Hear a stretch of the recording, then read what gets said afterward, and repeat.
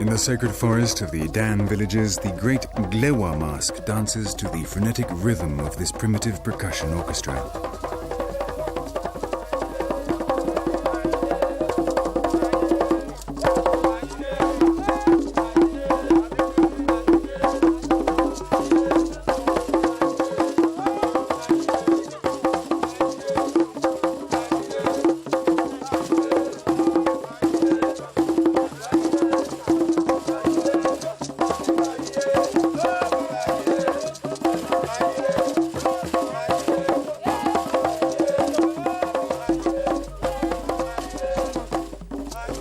The Glewa mask has tubular eyes and a large mouth.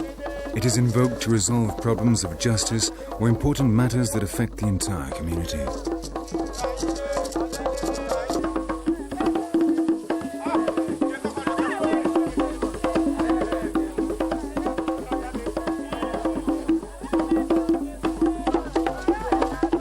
It is a mask of peace and for this reason is greatly revered.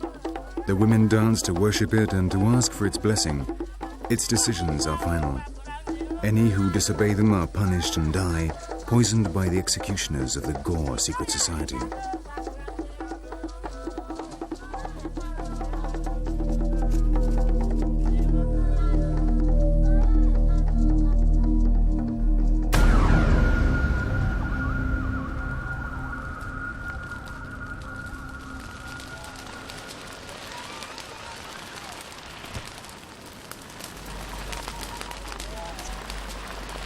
Virtually all the forest on the Ivory Coast is burnt down once a year.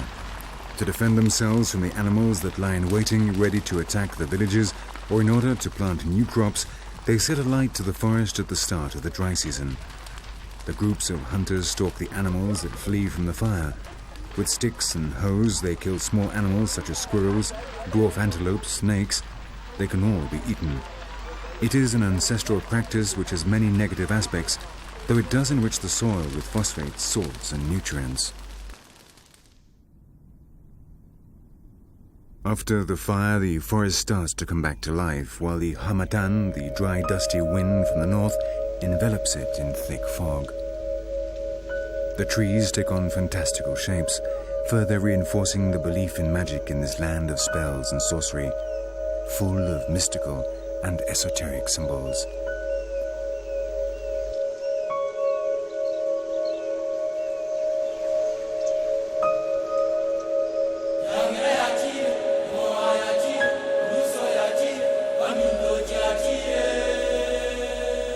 From out of this mysterious atmosphere of the jungle rises like a ghost the enormous dome of the Basilica of Yamoussoukro.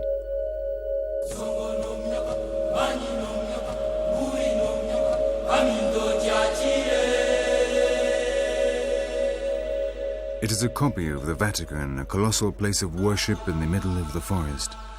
1,500 men working day and night took 3 years to build it. It was the dream of a devout man, the first president of the Ivory Coast, Félix Houphouët-Boigny, who ruled from the time of independence in 1963 until he died in 1993. The holy complex, which includes an exact copy of St. Peter's Square, including Bernini's colonnade, was completed in 1989 and consecrated by Pope John Paul II in 1990 during his third visit to this country. Houphouët-Boigny squandered a great part of his fortune on this titanic construction, which he then donated to the Vatican, the present owners of this basilica, now maintained by the Curia of Rome.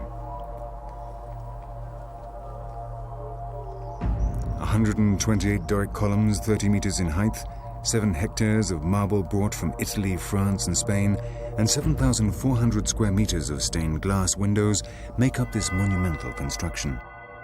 But it's always empty because the people of this region have other beliefs, other gods to worship.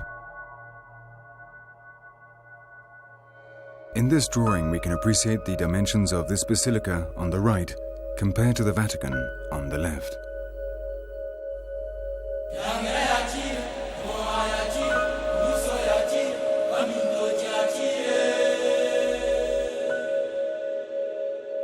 One of its 24 large stained glass windows represents the arrival of Jesus Christ in Jerusalem. Kneeling at the side of the donkey which carries Jesus, we can see Houphouët-Boigny dressed as an apostle. On the left, wearing tunics from that time, the architect of the Basilica, the Lebanese Pierre Fakouri, and his assistants welcome the Lord.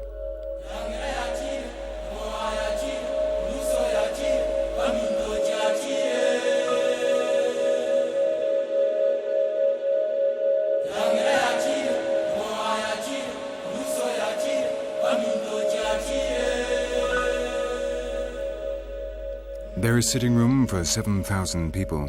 Each pew has its own loudspeakers and air conditioning grill.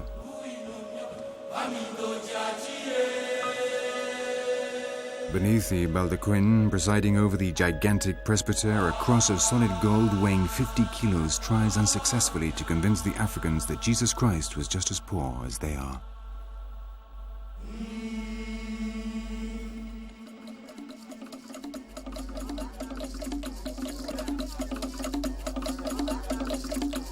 Deepest ancient Africa is still to be seen everywhere. Though external influences are greater each day, tradition always remains behind any sign of modernity. The people continue to attend their own religious and cultural events such as this one, the Jongla. These young girls brushing past the knife blades without moving a single muscle are given by their families to be trained in this dangerous discipline.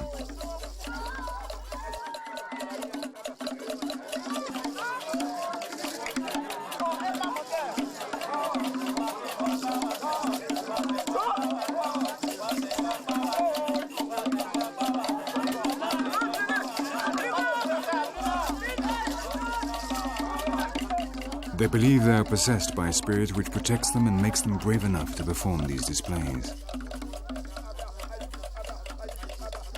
Each group of jongleurs moves from village to village putting on performances. When the girls are 7 or 8, they leave the group and return home with the money they have earned.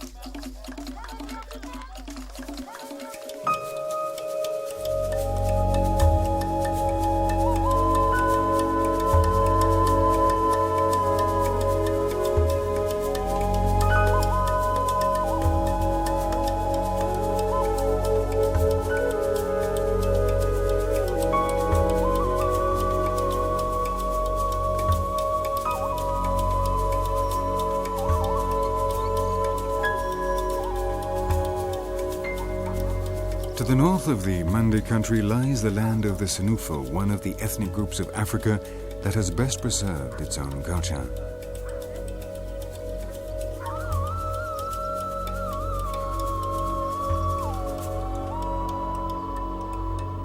Agriculture is their main activity, though they also have cattle, above all goats and cows.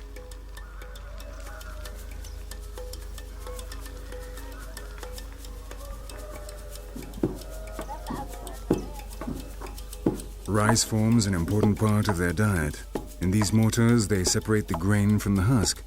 It will then be stored in the granaries along with the millet and the maize. Senufo villages tend to be large compared to those of other groups in the Ivory Coast. They are made up of groupings of different clans and lineages which form what we would call districts. In each one of them, there is a fetish house where they keep their masks and religious carvings.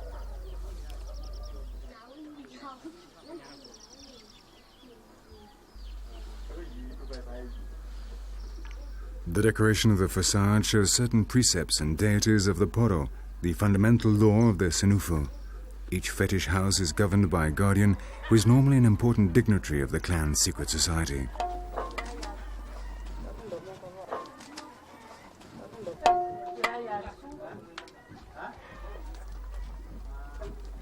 Women are very important in Senufo society. Their power is comparable to that of the men, though less evident. The system of transmission of culture and tradition is matrilineal, which makes the women the head of the lineage. Even in the Poro, women occupy an extremely important place. For example, they play a vital part in the founding of new Sinzanga, or Poro schools, the head of which will be chosen by matrilineal line. In everyday life, the women are in charge of the domestic chores and looking after the children, to whom they dedicate very special attention and affection. The tribal law dictates the state of affairs, above all up to the time they reach puberty.